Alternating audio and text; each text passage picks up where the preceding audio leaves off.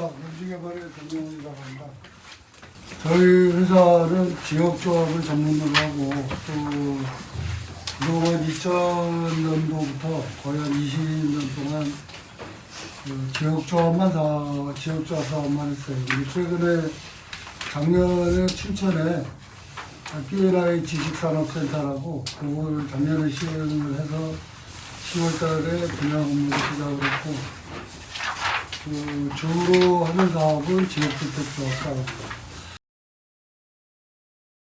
지역주택조합 사업이 굉장히 어려운 사업입니다. 여러분들도 이렇게 알다시피 사고가 굉장히 많이 나고 전체적으로 지금 약 200개에서 250개 현장이 지역조합 현장이 이렇게 멈춰 있어요.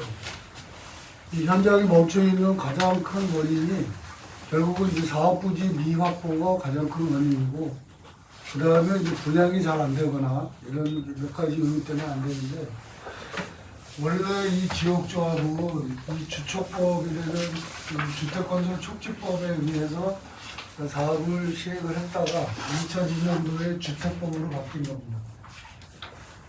이 주촉법 시절에는 그 대한민국에 공급되는 아파트의 거의 한 20%가 지역조합 아파트로 공급이 됐어요. 여기도 안양도 아마 지금 한 20년 전에 지역주택으로 지은 아파트가 상당히 많이 있을 겁니다.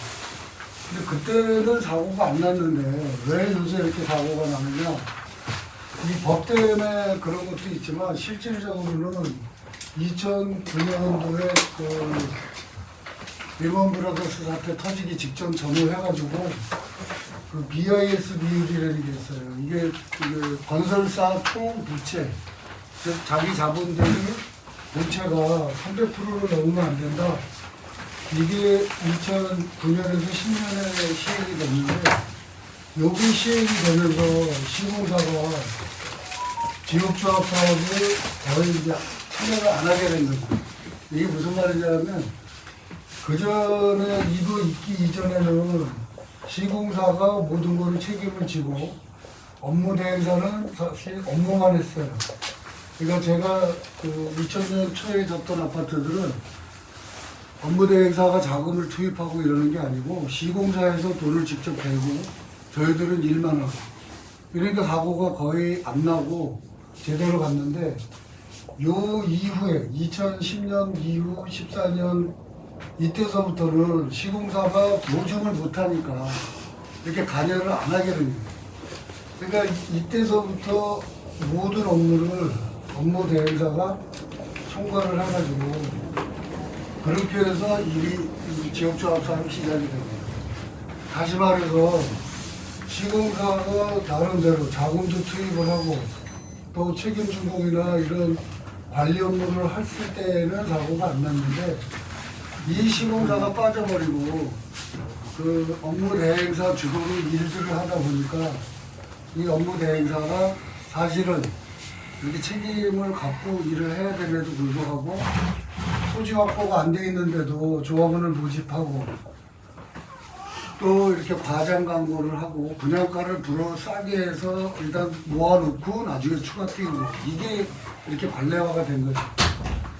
근데 이거가 왜 이렇게 된 거냐? 아까 얘기했듯이 시공사 참여가 빠져나가서 지역조합하는 시공사가 이제 몇 가지로 정리가 됩니다. 여러분들도 잘 알다시피 서희건설, 한양건설, 쌍용건설 이런 회사들이 주축이 돼가지고 지역조합 사업만 해요. 그런데 얘네들이 사업을 참여할 때 이 MOU 그 업무 협약을 체결을 할 때 전혀 책임이 없습니다. 다만 브랜드만 이름만 빌려준다 이러고 시작을 해요. 그래 가다가 사고가 나면 요 MOU에서 그냥 책임 없이 빠져나가는 거예요. 그러다 보니까 이렇게 200개, 300개 현장이 멈춰 있는 거죠. 그러니까 전체적으로 보면 이 지역조합 사업이 이런 연유를 알고 있는 사람이 사실 별로 없어요. 그 지역조합의 사고가 안 나려면 제일 중요한 게 사업부지 확보입니다. 주택법 21조 22조 그 매도 청구권에 의해서 95% 이게 면적 대비입니다. 인원수 대비가 아니고 면적 대비 95%가 확보가 되면 나머지 5%는 그 매도 청구 소송 절차에 의해서 그래서 감정가를 법원에 공탁함으로 해서 소유권이 바로 이동이 돼요. 그러면 사업을 시작하려면 업무 대행사가 이게 가능한가를 먼저 이렇게 판단을 해야 됩니다.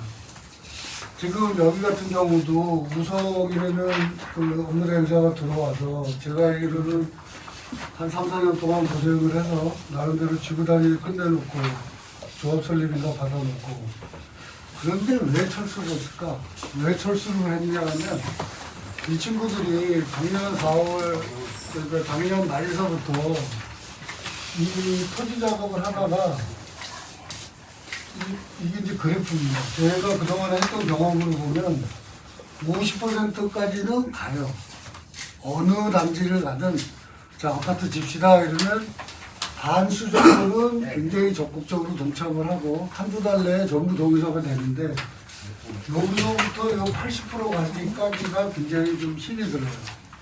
그러니까 여기 같으면 구성에서 요 시점 70% 전후할 때 이 고바익길을 올라가겠다 이렇게 판단을 한 것 같습니다. 작년 초에 아마 그런 판단을 하고 나름대로 철수 준비를 했던 것 같고 이 80%가 되고 나면은 굉장히 이제 어려워집니다. 우리가 95%까지 가는 게 사실은 이제 어렵다기보다 거의 이제 불가능할 수도 있는 거죠. 근데 결국 사업을 하려면 이거를 확인을 하고 이게 가능하겠다 이럴 때 시작을 해야 되는 거죠. 여러분들이 지금 그동안 우리가 3년, 4년, 뭐 5년 이렇게 고생해서 아파트 짓자 사실은 두산할 때 같이 했어야 돼요. 그쵸? 그거 다 공감들 하시잖아요. 근데 그때도 왜 빠져나왔냐면 몇몇 사람들이 아니다. 우리가 자체 개발하자. 이런 생각들 때문에 그게 결국 이제 올라타지 못한 거죠. 만약 그때 올라탔으면 재산 증식이나 이런 면에서 보면 기가 막힙니다. 그러니까 사실은 이 창건에서 하자려는 분들이 반대하는 분들은 가만히 보면 안 되는 거예요, 사실. 내 재산 증식하는데 방해하는 거예요. 그러니까 이거에 대해서 적극적으로 설득도 하고 또 다툴 일이 있으면 다퉈야 되는 거예요. 그런데 여기 같으면 이제 특정인이 계시다고 들었는데 그분 같은 경우도 그런 생각이에요. 지금도 이제 그런 얘기 전단지 뿌리고 그러잖아요. 500% 용적률로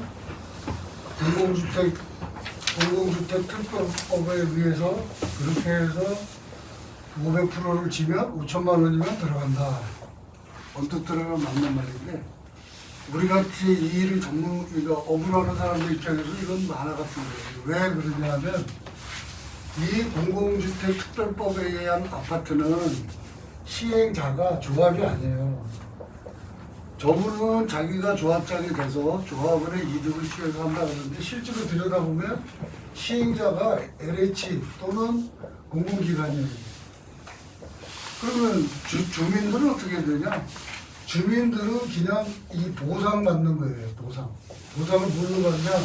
전찰로 받을 거냐? 경물로 받을 거냐? 이 두 가지로. 그래서 시청에서 우리가 땅을 수용한다 그러잖아요. 택지 개발하려고. 그거랑 거의 똑같은 얘기야. 그럼 토지 수용할 때 조합 만들어서 LH랑 싸워서 땅값을 더 받아? 안 되는 얘기라고. 있을 수 없는 얘기야. 두 번째는 우리 부지가 워낙 작아서 여기 500%를 찾으려면 층고가 최소한 45층 올라가야 500%를 찾을 거예요. 근데 시에서 여기 45층 짓게 해줄까요? 안 해줄 거라고. 세 번째는 우리가 비록 역세권이라 하더라도 상권이 형성이 안 된 역세권이에요. 이 상권이 형성이 안 됐다는 말은 일반인들이 안 다녀. 그런데다가 이런 500%짜리 주거 복합 건물을 줘서 사업을 해라? 쉽지 않은 얘기입니다.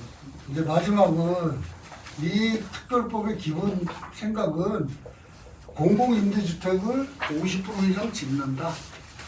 그게 다시 바꿔서 말하면 서민들 주거 환경, 집을 제공하기 위한 임대 아파트를 짓는다가 주목적입니다. 그러니까 이렇게 되다 보니까 나중에 이 부가가치, 우리가 말하는 그 피해는 이 피가 형성이 안 되는 거야. 이런 아파트는 피가 형성이 안 됩니다. 그러면 우리가 처음에 시작할 때 종전자산, 종무자산에서 아파트 가격을 예정하고 가지만 최종적인 건 입주 시점에 발생하는 그 권리금, 그 피가 사실은 이 아파트 개발의 근본 목적입니다. 단순히 지금 내가 얼마를 내냐 그거보다도 이게 다 완성이 돼서 준공했을 때 어느 정도의 부가가치가 생기겠나, 옆에 시세랑 비슷하게 가겠나, 사실은 그것 때문에 하는 겁니다. 그래서 저희들도 이 아파트를 시작하고 이럴 때에는 가격을 이렇게 세수로 나눠요. 첫 번째가 조합원들한테 얼마에 공급할 거냐, 모집 조합원들한테는 얼마에 팔 거냐, 그 다음에 일반 분양 얼마에 할 거냐, 이렇게 계산들을 합니다. 그러면 여기 같으면 요 편차를 대략 1억 정도 조합원 공급가하고 모집 조합원가를 약 1억 정도 차액을 둬서 조합원들이 이 사업을 통해서 숫자적으로, 필요 제외한 숫자적으로 1억 정도가 보존되게 한다. 그 다음에 일반 분양에 대해서는 이 모집가하고 편차를 약 3천에서 5천 정도 차이를 둔다. 지금 사업계획은 이렇게 자꾸 시작을 합니다. 그걸 따르는 현장도 대부분 가격이 이렇게 세계가 돼서 결국 나중에 그 최종적으로 입주 가격은 요 가격이 입주 가격입니다. 첫 번째 중요한 게 이 사업 분야보고 두 번째는 이 모집조합원 모집이 사실 원활히 돼야 됩니다. 저희 같으면 현재 20명 정도를 예정하고 있어요. 아마 20명 정도는 나 돈 줘라 이렇게 팔고 나가실 거다. 그렇게 계산을 하고 20명 정도를 확보해야 되는데 이게 돈으로 따지면 약 140억 정도 됩니다. 그럼 전체 사업비가 1,000억, 실제 아파트 가격만 따지면 대략 800억 정도인데 이 비율이 거의 한 20% 정도라고. 그래서 이것도 이 20명이 제대로 분양이 돼야 사업비 조달이나 운영이 원활히 될 겁니다.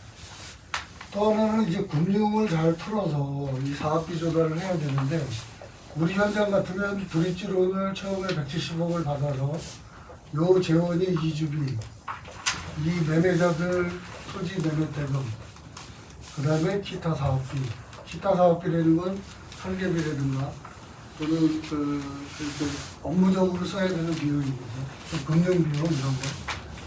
그래서 요 170억을 받아서 이주 내보내고 땅 살까 땅 사고 그래서 전체 부지를 하나로 이제 한 방울로 묶는 겁니다. 여러분들이 소유권이 이전된다 이러니까 이게 내 집이 어디로 가나 보다 이렇게 생각하시는데 지역조합에서는 그게 아니고 여러분의 각각의 토지를 가지고 이렇게 조합으로 들어가는 거예요. 이걸 다시 말하면 이 재개발이나 재건축, 도정법 사업은 동의서 가지고 합니다. 동의서 가지고 하는 대신에 이 친구들은 법인이에요. 법인적으로 조합을 설립해서 법인, 즉 주식회사처럼 이렇게 운영이 되는 거고 지역조합은 그게 아니고 소유권 이전으로 이동이 되고 그 다음에 법인격이 아니고 비법인 사단이라고 그래요. 법인이 아니야. 개인들의 모임이다. 이 개인들의 모임이라는 게 뭐냐면 사업자 등록을 띄면 요거는 그냥 조합장 누구 이러고 끝이에요. 일반 사업자처럼 대표이사 명의만 나오고 끝인데 우리 지역조합은 대표자 누구 그래놓고 조합은 전체 이름이 다 들어갑니다. 왜냐하면 낱낱이 사장이야. 낱낱이 이렇게 주인인 거죠. 그래서 법적으로는 민사적으로 비법인 사단이다 이렇게 됩니다. 그러니까 어떻게 보면 이전이 아니라 이 동이라고 해요. 바깥에 있던 내 소유권을 가지고 내가 조합으로 들어가서 내가 이 조합 사업의 주체가 된다. 그런데 이게 이렇게 이동해서 하나로 집합이 되면 나중에 착공할 때쯤 돼서 합필이 됩니다. 전체가 다 묶여. 그래서 이게 지분으로 이제 쫙 분류가 됩니다. 그래서 전체 만 해봐 중에 내가 23해봐 이렇게 계산이 됩니다. 이 두 가지가 중요한 것이고, 세 번째는 결국 인허가가 이상없이 가야 됩니다. 근데 이런 경우는 아까 얘기했던 그 200개 되는 사고 현장 중에 한두 개예요. 허가 때문에 안 돌아가는 조합들은 90% 이상이 소유권 확보 때문에 안 돌아가는 거고, 한 7%, 5% 이게 조합원 모집이 잘 안 돼. 그래서 사업자금 조달이 안 돼. 그러니까 멈춰버리는 거고. 인허가 때문에는 거의 그렇게 문제가 없죠. 특히 저희 같으면 지구단위가 끝나 있고, 지금 지구단위가 끝났다 이 말은 이 땅이 지금 3종으로 바뀌었다. 일반주거 3종으로 바뀌었다 이런 얘기입니다. 세 번째는 이 인허가 중에 우리가 지금 조합 설립이 났으니 사업 주체가 확정이 돼 있는 상태입니다. 마지막에 이 조합을 투명하게 운영을 해야 됩니다. 이 투명하게 운영한다는 말은 조합장님하고 업무대행사하고 모든 업무를 대부분 협의해서 해요. 또 의사결정은 임원회의에서 합니다. 업무대행사가 실무적인 걸 다 준비해서 이렇게 하겠습니다 이렇게 결제를 올리면 임원회의를 통해서 그렇게 하시오 이렇게 결정을 하면 저희가 집행을 하는 거죠. 이 조합을 투명하게 하려면 그런 내용이 여러분들도 알아야 돼요. 또 알으려고 관심을 가져야 되고, 지금 여기 석수역 지역주택조합 인터넷이 홈페이지가 개설이 됐어요. 어젠가 그제 개설이 됐고, 저희도 지금 홈페이지가 운영이 되고 있습니다. 들어가서 석수역 지역주택조합 치시면 여기 돌아가는 게 거기에 계속 기록이 남습니다. 그래서 돈이 어디다가 쓰이고 어떻게 움직이고 이런 것들이 투명하게 시시시할 게 아니고 공개적으로 이게 전달이 되고, 또 조합원들이 그걸 관심을 갖고 이렇게 쓰이고 있구나 이렇게 가고 있구나가 돼야 됩니다. 결국 조합사업을 지역조합사업을 성공하려면 이 네 가지가 확인이 돼야 성공을 합니다. 아까 말씀드렸듯이 첫 번째, 이 95%가 가능한가? 이걸 따져봐야 되고, 조합은 모집하고 또 자금, 금융 이거 이상이 없나? 인허가에는 또 조합을 투명하게 또 조합장님 마인드라든가 임원들 마인드가 그래 당연히 조합원들하고 같이 공유해야지. 이거를 제가 지난 2달 동안 11월 달서부터 2달 동안 바깥에서 조사를 하고 공부하고 기존에 있던 자료를 최종 검토를 해서 한 2주 전에 참여하겠습니다 이러고 사업 약정서를 썼어요. 왜 업무대행 계약서가 아니라 왜 사업 약정서를 썼냐? 왜 사업 약정서를 썼냐 하면 아직은 제가 업무대행사가 아니에요. 그래서 안내문에도 예정사라고 합니다. 제가 업무대행사가 되는 시점은 이건 임시총회를 통해서 임시총회에서 여러분들이 조합원들이 뽑아줘야 제가 실제로 이제 업무대행사가 됩니다. 그때 업무대행 계약서를 이제 변경을 합니다. 그럼 요거하고 차이는 뭐냐? 이거는 이별을 염두에 두고 사업 약정을 한 거예요. 이별을 준다는 건 뭐냐 하면 아까 말씀드렸듯이 이 95%가 이게 달성이 안 될 것 같으면 제가 여기 계속 있을 필요가 없어요. 실제로. 저도 여기서 오면 지금 아마 초기에 한 1억, 2억 자금을 투입을 해야 이렇게 원활히 돌아갈 거예요. 성공을 하면 업무대행비를 받아서 그걸 보존하지만 95%가 안 될 것 같으면 한 달이든 2달이든 바로 접어서 가야 돼요. 그거 본전 찾으려고 그러다가 거꾸로 이 회사에 더 큰 손실이 생긴다. 그러니까 사업약정서에 뭐라고 돼 있냐면 중요한 거가 8조에 토지 작업이 95%가 안 돼서 만약에 철수하게 되면 그간의 비용에 대해서 남주개발이 책임을 지고 철수한다. 여러분들한테 피해를 주지 않겠다. 이렇게 돼 있고, 9조에서는 여러분들이 내가 이렇게 열심히 하고 있는데 가라 그래. 너희들 싣고 다른 대행사 이러려면 나 들어간 돈 주세요. 이렇게 돼 있어요. 업무대행사가 거의 업무를 다 해요.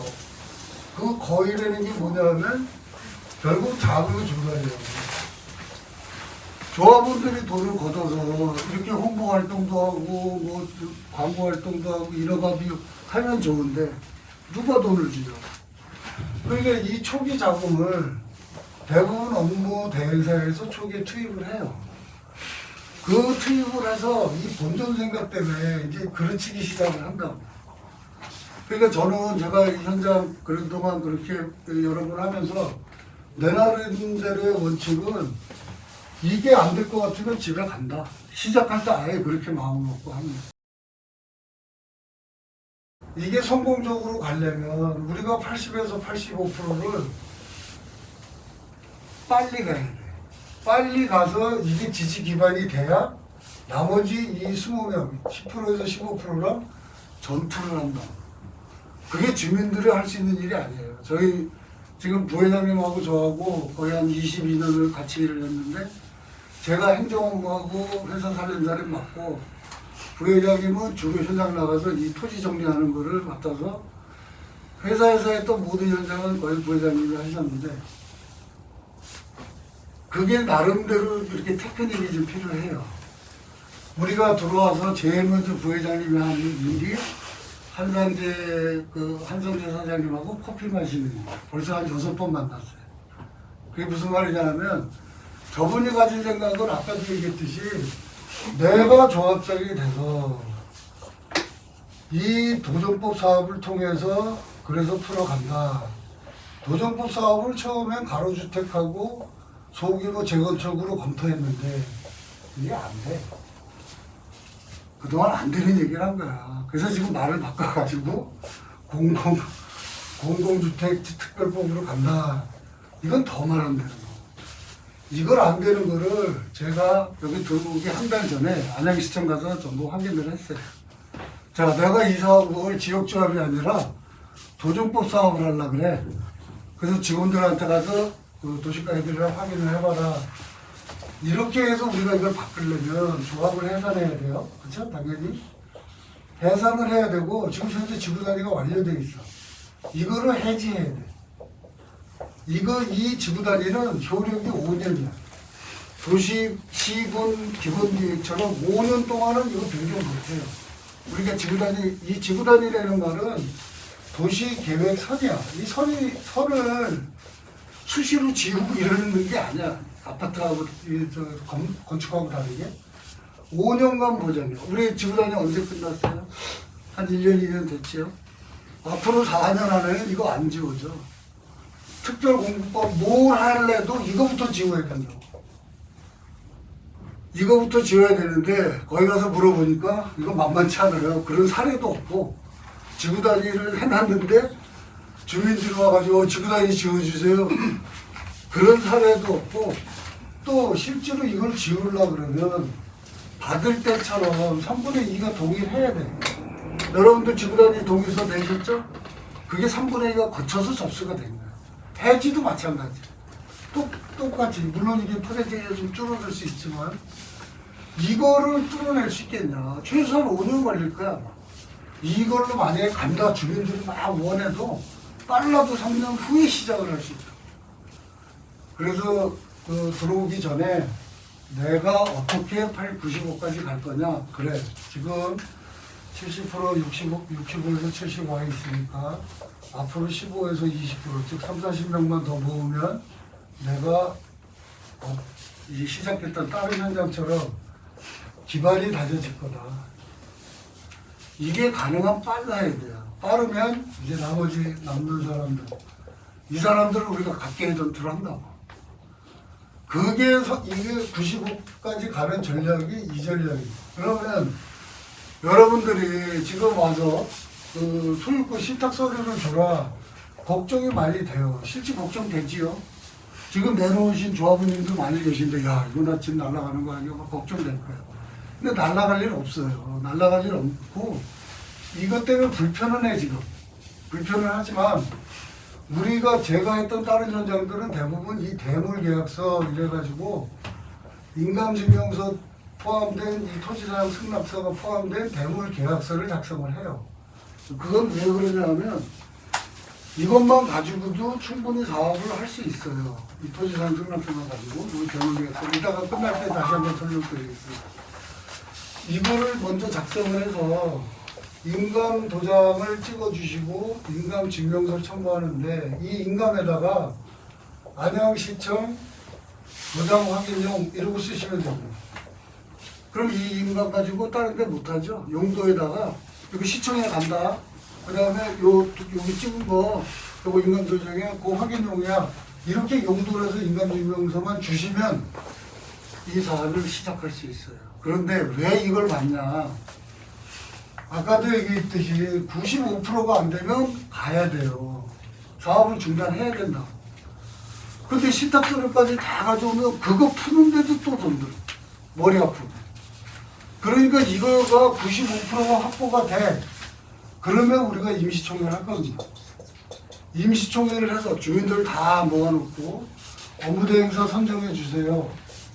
시공사 선정하세요. 신탁사 선정하고 자 금융기관 선정해 주세요. 이 총회를 하기 위해서 임시총회를 합니다. 이 임시총회가 개최가 돼야 사업이 가는 거예요. 이게 개최가 안 되면 종이 쪼가리. 이거 찢어버리면 그만입니다. 여기 내용에 보시면 뭐 손해배상한다 이런 거 없어요. 여러분들 아파트 얼마 해주고 여러분들 언제 이주해주고 동호수는 언제 추첨하고 그런 내용이에요. 그럼 이거를 서로 약속을 하고 95%될 때까지 이게 95% 거칠 때까지 기다려요. 그러면 그동안 쓴 사람들은 시간 나실 때 오셔서 이걸 작성을 해 주셔야 돼요. 왜? 이게 있어야 나중에 아파트 계약서 쓸 때 여기에 보면은 내가 50평을 한다, 54로 한다, 이거 선택을 해야 될 거 아니에요. 그죠? 그럼 여기에 가격이 있고, 그럼 내가 얼마 내야 돼? 어느 시점에 얼마 내야 되는가? 대부분 다 돈 낼 필요 없어요. 중도금 대출을 무이자로 하기 때문에 입주 때까지 돈 이렇게 여러분들이 내야 될 돈들은 없어. 그런데 액수는 알아야 될 거 아니야. 내가 중도금 대출은 얼마고, 내가 이주가 얼마 주고, 언제 주고, 이게 그거라고. 즉 이게 있어야 요걸 보고 우리가 아파트 계약서를 써서 이 총회가 끝난 다음에, 요게 끝난 다음에 아파트 계약서하고 여러분 신탁서류하고 서로 교환을 하는 거예요. 이거는 입주하실 때까지 가지고 계시면 되는 거예요. 이게 근거니까. 이렇게 해서 그럼 내가 왜 이걸 해야 돼? 이거 안 하고 그냥 조용히 살고 싶은데 대부분이 야, 나 안 할 테니까 아파트 필요 없어. 그냥 돈 줘. 그런 사람들이 20명쯤 나올 거다 예측을 하고 있어요. 그런데 이 사람들도 생각을 좀 바꿔서 자, 일단 아파트를 받아. 그런 다음에 이 아파트를 조합에다 팔든 아니면 부동산에 팔든 또 이 부동산은 우리가 들어오기 전에 한 달 전서부터 이렇게 다 다니면서 확인을 했어요. 손님들이 있냐? 있다. 자격자 해야 된다? 그래, 자격자 손님이 있다. 얼마냐? 아직 모른다. 여기 이제 조합이 다 고쳐서 최종 가격이 나오면 알려줄게. 이 아파트가 왜 그러냐면 지금 하면 예를 들어서 2억 3천이다. 그런데 아파트를 팔면 아까 얘기했듯이 약 1억 정도가 붙어서 6억 5천이야. 근데 여러분들한테는 5억 5천이야. 그럼 1억 차이가 있어. 그러면 모집 아파트 가격을 돈 받고 지금 저희가 이제 조만간에 만약에 입주가 끝나면 일반 조합원들 모집하려면 이제 뿌려요. 공보물도 뿌리고 그 모집 조합 모집을 시작을 하는데 그때 되면 이 아파트 가격은 6억 5천이야. 그러면 여기서 조금만 빼주면 거래가 성사가 된다고. 그렇다 그러면 이게 아니고 요 차액이 여기 와서 붙는 거죠. 5천이 됐든 7천이 됐든. 이게 현명한 거다. 아니다. 나 엮이기 싫고 막 속상하니까 그냥 돈 줘. 조합에다 돈 달라 그러면 조합은 결국 주민 여러분들인 겁니다. 조합장이 아니고 조합은 아까도 얘기했듯이 여러분 자체라고. 그 옆주민들한테 피해 주는 거야. 그런데 부동산을 나갔다 거래를 해서 하면 자기도 좋고 조합도 좋고 그 정도 협조할 수 있고 자기도 돈 더 받고. 아무튼 그럼 내가 이거 탈퇴 신청할 수 있냐? 아무 때문은 안 되는데 나중에 아파트 계약서 받았다가 나 조합에다 반납하고 나 돈 정산해서 줘. 그러면 여러분 자산평가 금액은 언제든지 환불이 됩니다. 왜? 우리 그거 받아서 1억 더 받고 모집조합한테 파니까. 조합원들 입장에, 이게 조합 입장에서 보면.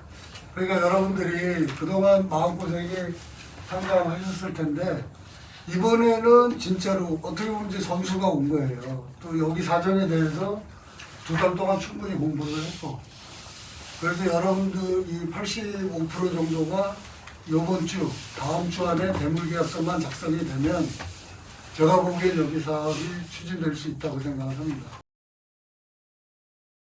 그러면 첫 번째, 대물계약서가 95%가 확보가 돼야 된다. 이게 첫 번째입니다. 이게 확인이 되는 시점에 저희가 임시총회 개최 공고가 나가요. 그 개최 공고가 나갈 때 시공사, 업무대행사, 신탁사, 금융사 이 선정해 주세요. 그 다음에 전체 사업계획은 이렇게 됩니다. 이 사업계획도 이 경험 이제 첫 번째 제가 2달 동안 한 거 중에 요거를 잠깐 보시면 이게 그 전에 지구단위 받을 때 있었던 배치도고요. 요번에 제가 바꾼 겁니다. 이게 뭐가 다른 거냐면 여기 타입이 5개죠. 아파트 종류가 5개야.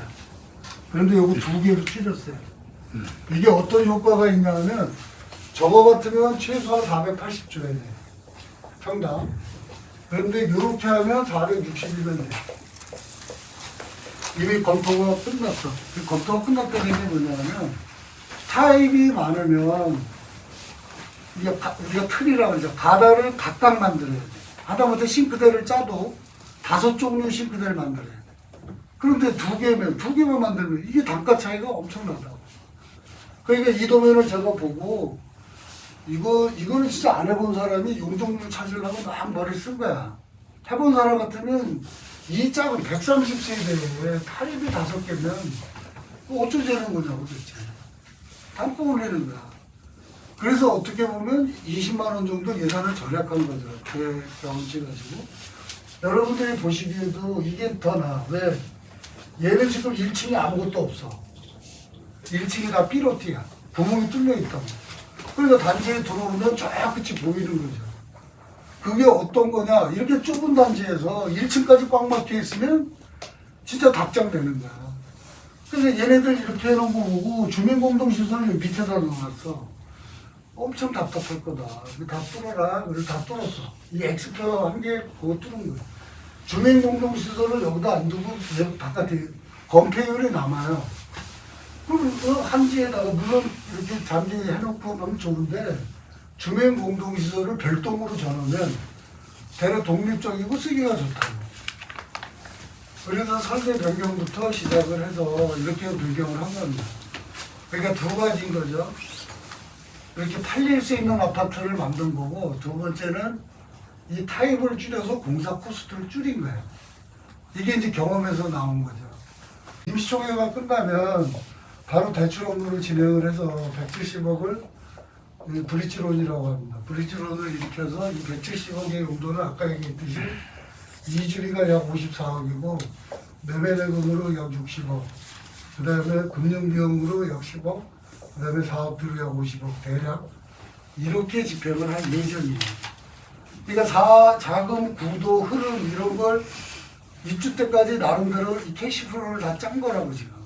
그러면 자금 흐름은 이 브릿지론 가지고 일단 시작을 해서 가다가 중간에 사업 승인이 나오고 착공되면 PF를 합니다. PF를 약 230억에서 250억을 하고 그 다음에 중도금 대출을 약 320억에서 350억을 받아서 요도는 받아가지고 요거 상환하고 나머지 사업비 쓰고 요도는 일부는 상환하고 일부는 공사비 씁니다. 여기에 모집조합원들 140억. 이래서 여러분들 돈 없이 이게 갈 수 있다 이런 얘기입니다. 그러니까 작업 스케줄을 다 짜서 지금 딱 이렇게 다 맞춰놓은 거예요. 추가 분담금 뜨는 거 아니냐. 추가가 뜨는 건 2가지 이유입니다. 하나는 이 토지 매입하면서 우리가 60억 정도면 20채를 살 거다 이랬는데 나중에 살아보니까 100억이 됐어. 그럼 40억 추가가 뜨죠. 2번째 뜨는 거는 기간이 늘어나서 금융비 또 그 제일 큰 거가 이제 공사비죠. 공사 단가가 작년 같은 경우는 거의 평당 한 20만 원, 30만 원이 작년에 확 올랐어요. 물가가 올라서 공사비. 그러니까 재작년에 할 때는 저희가 평균 한 400 정도만 했는데 지금은 420, 430이면 안 돼. 근데 왜 이렇게 많이 잡았어? 우리 460을 세대수가 작아요. 제가 말하는 이 단가는 500세대 기준. 세대가 줄어들면 단가가, 코스트가 올라가요. 공감대가 아까 얘기했듯이 업무 대행사에 대한 신뢰. 아, 저 사람들은 경험이 많아서 잘할 거야. 이런 신뢰. 두 번째는 요거는 진짜 뭐가 될 것 같아. 야, 그러니 빨리빨리 같이들 동참해서 빨리 해보자. 이런 공감대 형성이 결국 사업 성공 여부에 결정적이라고 생각하는 거예요. 그러니까 바깥에서 야, 이거 되는 거야, 안 되는 거야. 아니, 예를 들어 신탁등기 서류 갖다 줬다가 나중에 우당타면 나 집 날라가는 거 아니야? 그런 거를 배제하고, 아, 그게 아니고 대물계약서만 쓰라 하니 토지사업입니다. 이게 토지사업계약서 옛날에 다 내셨어요. 지금 조합의 80% 이상이 가지고 있어. 근데 기간이 지금 오래됐잖아. 근데 거기 내용에 지금 얘기했던 이 아파트 교환 방식에 대해서 없단 말이에요. 여러분들이 최종은 아파트 계약서 받으셔야 되잖아요. 그럼 어떻게 교환할 건지, 조합하고 아파트를 어떻게 바꿀 건지가 있어야지. 그게 이 대물계약서. 그럼 요거 집에 가서 찬찬히 읽어보시면 궁금한 것도 있어요. 좀 어려운 말들이 있어서. 근데 여기 제일 끝에 사항에 보면 이 동호수 배정이 나옵니다. 동호수 배정은 어떻게 하냐면 통상 두 가지가 있어요. 전자 방식으로 하는 게 있고 또 하나는 뽑기식으로 하는 거죠. 근데 대부분 다 이걸로 합니다. 제가 했던 조합들은 다 이걸로 했어요. 얼마 전에 수택동 조합도, 흥곡조합도 이 뽑기 가지고 했어요. 뽑기는 시초범에 동호수를 집어넣고 이렇게 꺼내서 자기들 먹는 겁니다. 그런데 예를 들어서 50평에 여기 80명이 왔고 54에 뭐 50명이 왔어. 그럼 이게 세대수가 오버되니까 어떻게 해? 그러니까 그거부터 먼저 뽑아야지. 만약에 그 적정 세대수가 넘치면 먼저 그 사람들부터 뽑아야 되겠죠. 그걸 뽑고 그 아닌 사람은 결국 옆으로 가야지. 그죠? 여기서 넘친 사람은 결국 싫든 좋든 옆으로 가야 되는 거죠. 그러니까 여기 밸런스가 딱 맞아서 나오면 좋고 혹시 오버가 되면 거기서 추려서 나머지 동으로 이동을 해야 될 겁니다. 7쪽에 보시면 순서가 쭉 나옵니다. 요대로 가는 겁니다. 요대로. 저번 주에 임원회의 1차, 2차 해가지고 2번 임원회의를 했어요. 그래서 제가 가진 사업 계획하고 이걸 다 설명을 해드렸고 사업 약정까지 체결이 되어 있는 상태입니다. 주민설명회를 오늘하고 내일 사이에 개최를 하고 나면 다음 주하고 또 다음 주, 즉 구정 전까지 보름 안에 우리가 85%까지 간다. 그리고 신탁세를 내신 분들도 대물계약서 써서 대물계약서 확보가 85까지 간다가 1차 목표입니다. 그래서 그게 어느 정도 확인이 되면 구정 지나서 나머지 미동의자를 저희 직원들이 1대1로 만나가지고 8명으로 줄인다. 8명으로 줄이니까 꼭 90%가 안 돼도 약 10명 정도 남았을 때는 임시총회가 아마 개최 공고가 나갈 거예요. 왜냐하면 한두 명은 우리가 시간 가면서 정리할 수 있다 이렇게 판단을 할 수 있으니까. 그렇게 해서 임시총회가 확보가 돼서 아까 얘기했던 시공사 이런 저희 회사, 업무대행사, 금융회사 이게 확정이 돼서 의결이 되면 이제 저하고 시공사하고 또 조합하고 이렇게 MOU를 체결합니다. 업무 협약이죠. 그걸 체결해서 이제 제가 정식 업무 대행사가 되는 거고 시공사도 1차적으로 시공 예정자가 돼서 저희랑 인연을 맺게 됩니다. 그게 끝나고 나면 바로 아파트 계약서가 발급이 됩니다. 이때 여러분들이 실적 서류를 제출하시고 아파트 계약서를 가지고 가시면 됩니다. 그렇게 해서 우리가 그게 이제 선착순이 아니고 시험 들어오다 보면 어느 쪽이 넘치겠다, 어느 쪽이 안 넘치겠다 이게 판단이 있을 겁니다. 그러면 조합사무실에서도 지금 그게 서로 이렇게 밸런스가 맞는 게 좋잖아요. 괜히 추첨하고 그러면. 그래서 나름대로 그 현황, 현재 신청 현황을 먼저 고지를 할 겁니다. 그렇게 해서 신탁 계약서가 들어오고 아파트 계약서가 발급이 되면 이제 대출 업무를 진행을 합니다. 그래서 아까 얘기했듯이 170억을 받은 다음에 이 돈을 저희가 쓰는 게 아니고 이번에 선정되는 신탁사 통장으로 들어가요. 그 신탁사 통장에서 자금이 움직이고 이거를 대리사무라고 합니다. 통장 관리 업무죠. 신탁사에서 자금을 인출하려면 제일 먼저 업무다행사에서 조합에다가 청구 공문을 보내고 조합에서 신탁사를 보내요. 그 신탁사에서 설계사무실로 바로 보내요. 이주비가 필요하다 그러면 이주비 받는 사람. 우리한테 거쳐서 가는 게 아니고 우리가 청구 공문을 보내면 조합에서 별점해가지고 앞에다 조합 공문 붙여가지고 신탁사에 보내고 신탁사는 그거에 근거해서 직접 해당 계약 당사자들한테 바로 가고 그러니까 우리가 장난을 치거나 그럴 적이 안 될 거예요. 그래서 그게 끝나면 이제 조합원 명부 정리를 하고 아직 등재가 안 된 조합원님들 조합 명부 정리해서 조합 명단에다 집어넣고 그런 걸 정리를 해요. 그게 끝나면 이제 사업승인 접수를 합니다.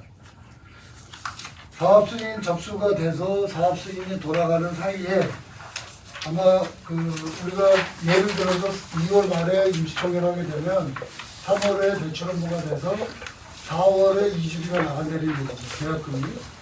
그러면 한 6개월 정도, 4달에서 6개월 정도 시간을 가지고 이주가 완료되는 거죠. 그동안 현장의 경험을 보면 대략 6개월 정도입니다. 그런데 세입자가 날짜가 안 맞는 집들이 있어요. 무슨 말이냐면 요새 2년 보장이잖아요. 그래서 작년에 계약한 사람들은 1년밖에 안 됐잖아. 그러니까 세입자가 미쳤냐? 내가 왜 나가냐? 이렇게 해요. 그거는 저희나 조합에 신고를 해주셔야 됩니다. 신고라기보다 저희한테 미리 말씀을 해주셔서 저희가 이제 나중에 손해 받을 때 임대해 놓고 계신 분들은 임대 계약서를 다 저희가 걷어요. 걷어서 저희가 분류를 한다고. 그래서 기간이 도과가 됐다. 기간이 아직 남아있다. 이걸 따지고 요 기간, 요 6개월 안에 끝나는 사람, 끝나지 않는 사람 구분을 하고 이 사람들은 주민들하고 저희 조합하고 같이 설득을 합니다. 그래서 최소한 이사 비용을 보전해 주든가 조합에서 또 이사 비용이 좀 많이 들고 이러면 조합원하고 조합하고 뭐 반반 부담을 하든 이런 식으로 해서 이 세입자 문제를 정리를 해야 돼요. 그러니까 지금은 얘기하실 필요가 없는데 임시총회 한 다음 날은 세입자한테 내용 증명을 보내든 연락을 하셔야 됩니다. 앞으로 6개월 후에 이사 가야 돼요.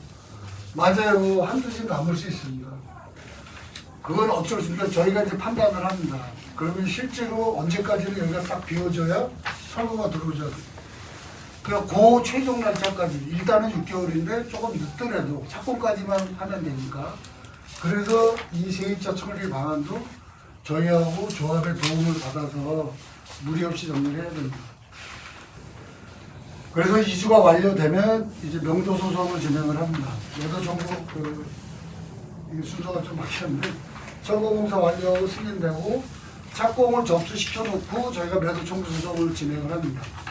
그러니까 착공하는 때는 신고해서 착공까지 한 4달 걸려요. 그 기간 동안에 매도 청구 소송을 한다 이렇게 보시면 되는 거죠. 그게 끝나면 이제 다시 PF 대출을 합니다. 아까 얘기했듯이 약 230억에서 250억 대출을 받아가지고 지금 브릿지론 받았던 걸 상환하고 나머지 돈 가지고 착공 준비에 대한 비용으로 쓰게 됩니다. 그 다음에 저희가 이제 준공까지 가면 이렇게 입주하셔야 됩니다. 60일 정도 줍니다. 보통. 자, 오늘서부터 입주하세요. 이렇게 해놓고 60일 안에 들어오셔야 되는데 이날 안 들어오면 연체가 발생을 해요. 잔금에 대한 연체가. 그러니까 요 고지가 돼서 입주가 완료가 되면 약 2달 있다가 해산총회를 하고 이 해산총회가 하면 이제 조합이 없어집니다. 조합 설립 가치는 없어지고 요게 끝나면 세무서 가서 청산을 해야 됩니다. 여기까지 가야 최종적으로 완전히 없어집니다. 제가 그동안 했던 현장들이 대부분 입주까지 다 끝내서 제가 청산을 하고 이럴 때 이게 플러스가 되면 머리가 아파요. 왜냐하면 100원이 남아도 그걸 조합원 수로 나눠야 돼요. 그러니까 항상 300만 원이 마이너스 나게 했어요. 그 300만 원을 내가 내고 업무대행이라가 그래서 손실보전은 업무대행이라가 한다. 이 조합사업은 플러스 마이너스 제로 사업입니다. 그러니까 들어온 돈 가지고 건물을 짓고 청산한다 그런 얘기거든요. 그러니까 그동안 제가 청산했던 조합들은 대부분 200에서 300 정도 손실이 나게끔 이렇게 정리를 해서 근데 대부분 고수자의 대부분 이렇게 맞아 들어갑니다. 그렇게 해서 청산을 했어요. 그리고 준공 끝나서 청산이 끝나면 이제 다 끝난 거예요. 거기까지가 얼마나 걸릴까? 공사 기간이 우리가 지금 나름대로 열심히 해서 내년 3월에서 6월 안에 착공 들어간다. 2023년도. 그러면 공사 기간은 우리가 22층에다가 지하 21층에 지하 2층 하면 23개월이고 한 층에 한 달을 봐요. 거기에 약 3달 정도의 여유 기간을 둬서 26개월. 이래서 여기에 또 예비 기간 3달 보면 28에서 30개월 안에 입주가 되는 거예요. 그러니까 이 일정이 사실은 제가 머리가 좋아서가 아니고 이걸 여러 번 하다 보니까 이렇게 보면 알아요. 이게 근데 우리 아파트에 지금 이제 걱정되는 부분은 요쪽에 두상께 이렇게 있어요. 그럼 어떻게 되죠? 조망에 걸립니다. 저 친구들이 나중에 우리 아파트 쓴다 그러면 아마 떼가리 치고 푹 치고 할 수도 있어요. 그러니까 아까도 오전에 조합장님한테도 두산 이 관리인들이라든가 거기 그분들하고 나름대로 이렇게 친분을 가지고 선하게 같이 이렇게 해야 될 것 같고 나중에 아마 엘리베이터를 교체해 달라든가 페인트 칠해 달라든가 그런 이제 협상이 이루어질 거거든요. 사업비에다가 일정 예산을 잡아놨어요.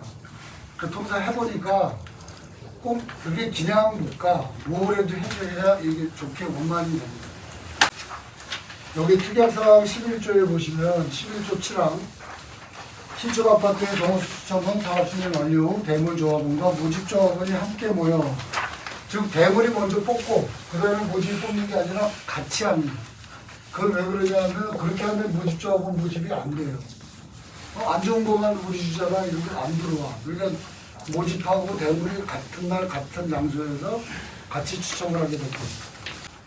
뒤에 보시면 이제 마지막입니다. 별건 특이하게 이렇게 돼 있어요. 요거는 나 팔을 거야.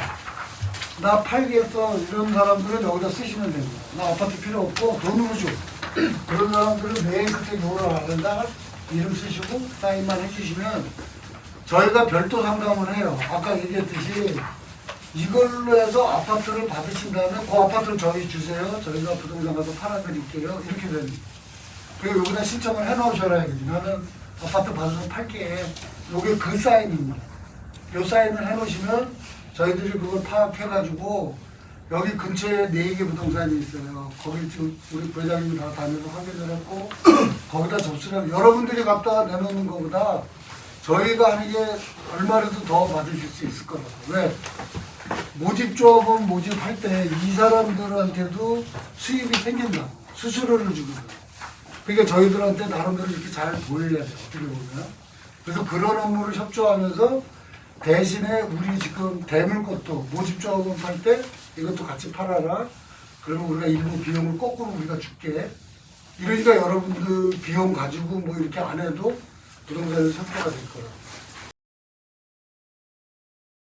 그러니까 이게 저 아까도 말씀드렸듯이 우리가 이 아파트 사업을 하는 이유는 재테크예요. 재산의 증식이 없으면 뭐하러 이걸 2년 동안 딴 데 나가 뒷바닥 가서 살고 그 고생을 왜 하냐고. 얼마나 증식이 될 거냐. 어느 시점에 최대치가 그게 처음에 지금 예를 들어서 2억 3천에 시작했다가 아파트 계약서 되면 2억 8천에서 3억이 될 거고 착공하고 나면 아마 3억 2, 3천 그 다음에 공사가 어느 정도 되면 한 3억 5천 입주할 때 되면 4억 이상은 될 거다. 그러면 이게 4억 정도 편차가 내 집이 되면 내가 지금 실질적 가치하고 비교하면 많게는 2억까지도 보이는 거예요. 이게 순리대로 착착착 돌아가면 최하 1억은 받는다. 쉽게 말해서 야 내가 입주할 때 돈이 어딨어.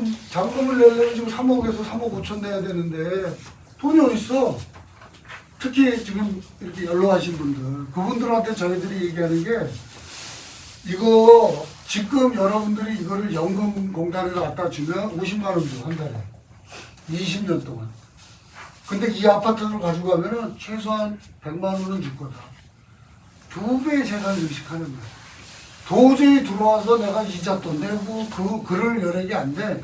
그 생각도 하셔야 됩니다. 저희가 이제 나중에 그 안내도 해드릴 거예요. 그냥 굳이 내가 이걸 끼고 살아야 돼. 아니다. 20년 동안 안정적으로 매달 내가 연금 타듯이 그렇게 하는 것도 방법 중에 하나입니다. 또 하나는 결국 파는 거죠. 그때가 어떻게 보면 최대치가 되는 거죠. 중고민박해서. 그때 이제 고민들 하시고 한 6개월, 6개월이다 이런 고민들을 하셔야 돼요. 들어갈 건 살 거냐? 대출은 저희가 아마 그때 되면 7억 정도 거고 대출이 거의 그 시세가액의 한 40% 정도라고 보시면 될 거예요. 3억 5천원 나올 거다, 담보대로. 주담대로 3억 5천 나오면 여러분들 충분히 잠금 치는 거야. 잠금 쳐버리면 내 돈 안 들고 들어갈 수 있는데 이자는 어떻게 낼 거냐.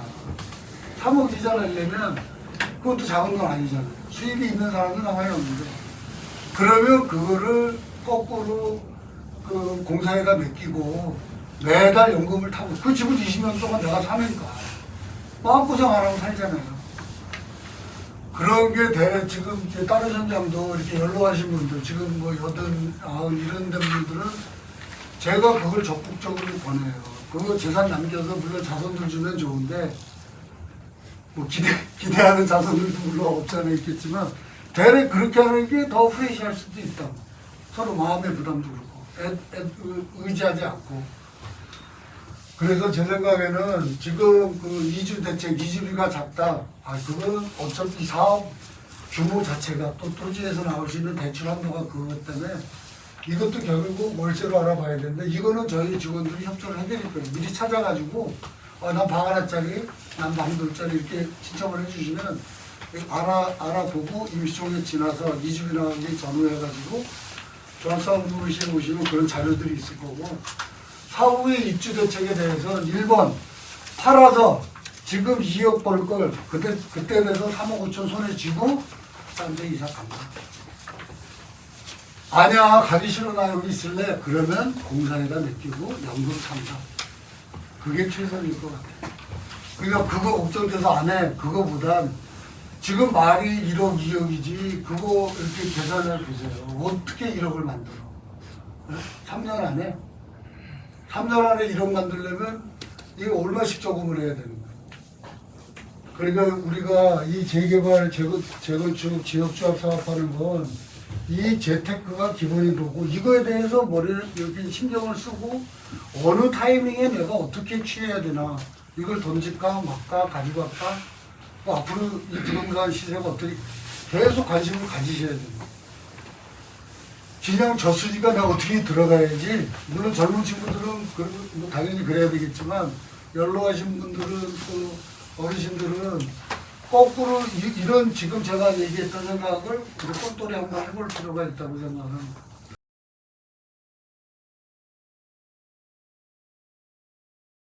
그러니까 하여튼 이번 기회가 저한테도 기회고 여러분들한테도 기회입니다. 그러니까 같이 힘을 합쳐가지고 지금 일단 동의가 85% 90% 가야 된다. 이렇게 생각들 하시고 내일서부터라도 도장하고 인간 가지고 또 궁금한 거 있으면 저희 직원들하고 같이 상담하시면 그 상세히 설명을 해드릴 겁니다. 이것으로 제 말씀 다 드리고 가겠습니다. 감사합니다.